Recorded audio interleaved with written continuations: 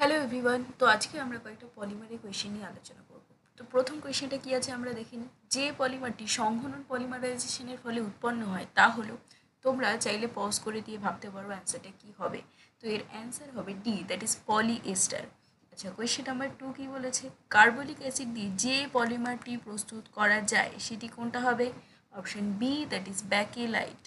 আচ্ছা, next question চলো।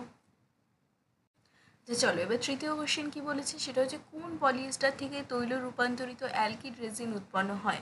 Option b will be the correct answer, that is glyptal.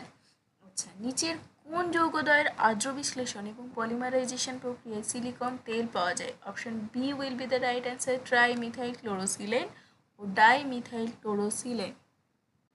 আচ্ছা, পরের প্রশ্নটা কি বলেছে, ইবোনাইট হলো, ইবোনাইট কি সেটা জানতে চেয়েছি। ইবোনাইট হলো বেসিক্যালি উচ্চ ভালকানাইজেশন যুক্ত রবার। ঠিক আছে, তো এই ভালকানাইজেশন প্রসেস সম্বন্ধে তোমরা যদি জানতে চাও তাহলে নিচে কমেন্ট সেকশনে কমেন্ট করো ভালকানাইজেশন বলে, তাহলে আমি একটা সেপারেট ভিডিও তোমাদের জন্য বানিয়ে দেবো।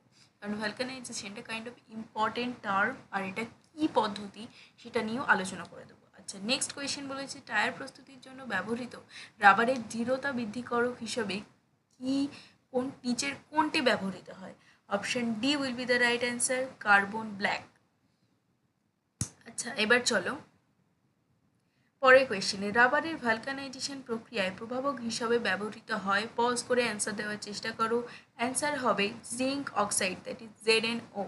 আচ্ছা, পরের প্রশ্ন কি বলেছে, যে আইসোপ্রিন অণুর সিস পলিমার হলো, এটা হবে উত্তর প্রাকৃতিক রাবার। তো এখানেও আরেকটা কোয়েশ্চেন হতে পারে যে প্রাকৃতিক রাবারের রাসায়নিক নাম কি, এটার উত্তর তোমরা আমায় কমেন্ট সেকশনে দেবে।